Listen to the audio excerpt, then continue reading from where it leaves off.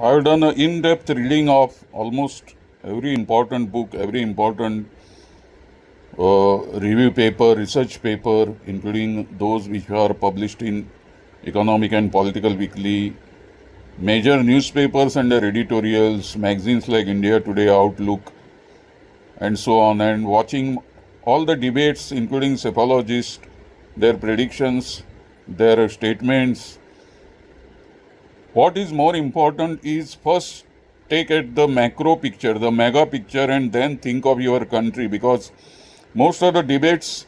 discourses, interviews, all the shouting that goes in on the television channels,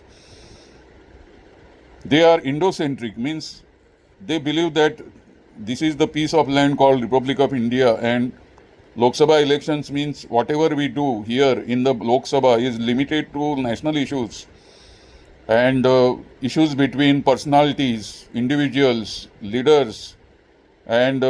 then they name those leaders and then they put them against each other, that they take one statement and then they try to create a sort of a debate out of it, who said what, and the entire discourse, entire narrative goes in a direction which makes you think whether really we are now a 75% literate country with lots of metrics which should tell us that we are, in terms of our higher educational institutions or number of students or even number of newspapers, magazines, and electronic media. In every sense of the term, India should be a thinking country, a country which really thinks substantially, and we should look at the larger picture, that what is the going to be the future of India, in what way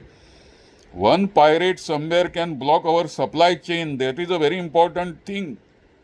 We cannot be told by NDA and the opposition that yes, we have Indian Coast Guard, we have Indian Navy, and we will take this measure, that measure,